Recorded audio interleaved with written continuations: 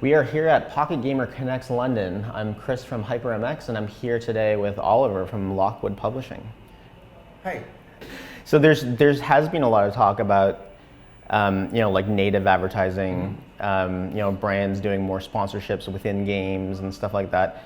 Do you see that as like a scalable source of revenue for all games, or do you think it's kind of unique that Avakin has this?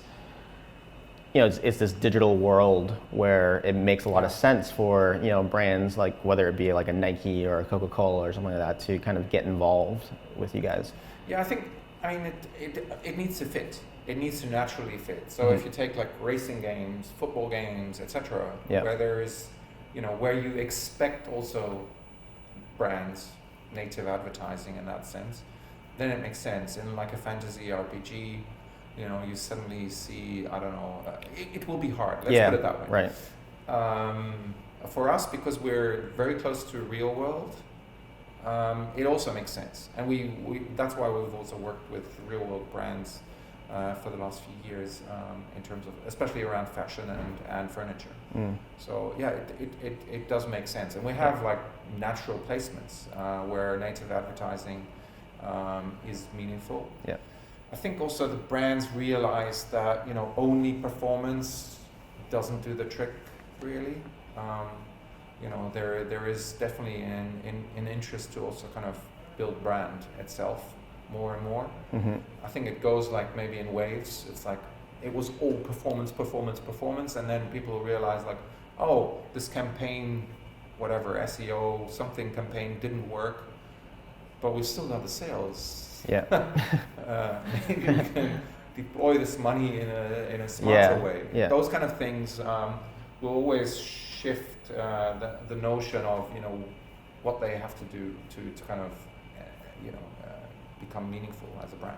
Have you seen anything coming out of 2019 and heading into 2020 now that is like the next big thing, or do you think we're at a stage in like mobile gaming where it's more kind of like incremental progress that we're seeing? Over the last decade or even longer, some of the core game mechanics have not really changed. Right. So they will always be around, and it's then kind of trying to a degree kind of modernize, redefine that with kind of what people expect, right? I mean, if you take hyper-casual as an example, every game developer who was working in arcade games was struggling because no bloody person was spending money to kind of get better, right? But with a lot of the arcadey hyper-casual games, suddenly there was a way to actually generate revenues from that. Now it's become its own like marketing machinery. Sure. That's a different thing. Yeah. But you have to look what's kind of happening. Yeah. There are always kind of waves. I think now it will become a little bit deeper experiences to kind of, once you've got the user in, even if you got them in cheaply, you still would want to have them in there as long as possible. So you have to kind of make sure that they actually still stick around for quite a while, which means that the experience needs to be a bit deeper. So some things will change there. I've always been a big believer in like live operations, keeping a game fresh, because then there is a reason for people to come back every day.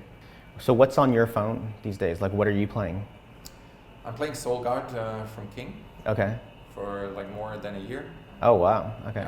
And it was interesting because they had a moment in time where, I don't know the details, but as a user, my guess is they realized like, okay, we kind of hit a wall, and they completely rebuilt the economy and the whole, a large part of the game mechanics. Okay.